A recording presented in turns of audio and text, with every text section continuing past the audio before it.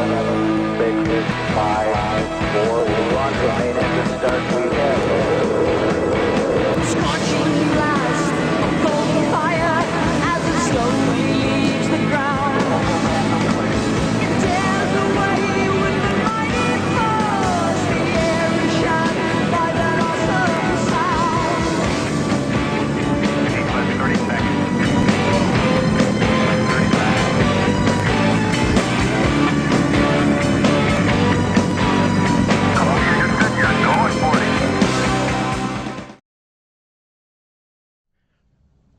T-minus 10, 9, 8, 7, 6, 5, 4, 3, 2, 1. Main engine ignition and liftoff of the Atlas V rocket with LRO Alcross, America's first step in a lasting return to the moon.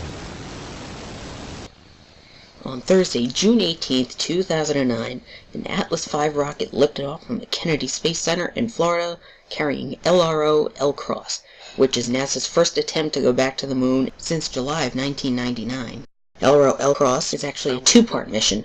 The LRO part, or Lunar Reconnaissance Orbiter, is set to enter lunar orbit, while the second half, called LCROSS, which stands for the Lunar Crater Observation and Sensing Satellite, has its own objectives. LCROSS will swing around the moon, use it to go into a cruising orbit on a collision course with the moon for October of 2009, in which it will kick up some moon dust and test and see what it can find.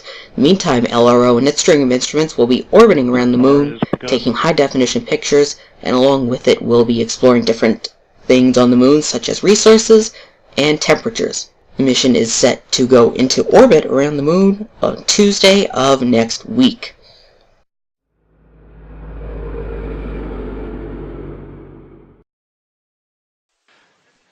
STS-127 launch director Pete Nikolenko has just given the team a go to scrub the launch attempt after two more attempts to open the vent valve.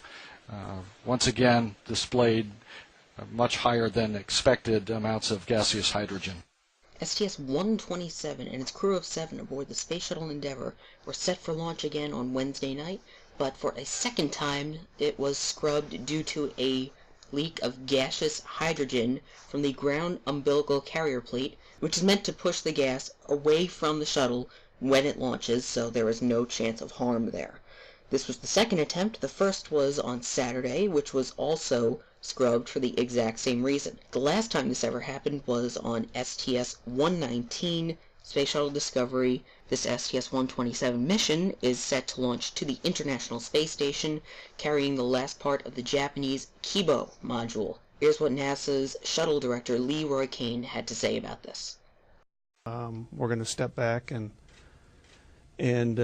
figure out what the problem is and go fix it, and then we'll fly as soon as we're ready to safely go do that.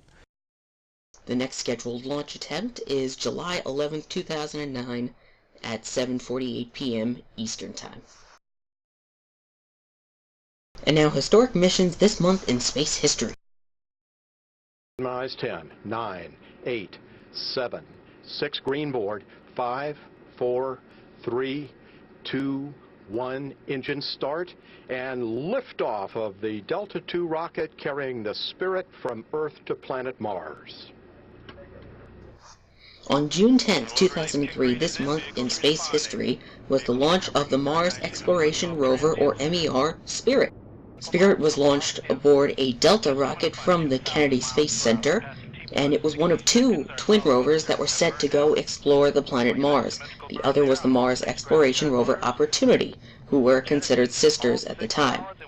Both missions were supposed to last a total of 90 days, although as of this month, June of 2009, both rovers, although not as strong as they used to be, are still roving the planet, and Spirit has even totaled 10 miles on its odometer. Also, both discovered that there was once water on Mars, and has made a huge impact on science so far. And that's this month in space history.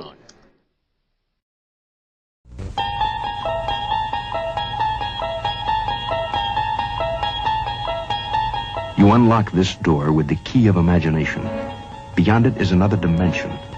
A dimension of sound. A dimension of sight. A dimension of mind. You're moving into a land of both shadow and substance, of things and ideas. You've just crossed over into the Twilight Zone.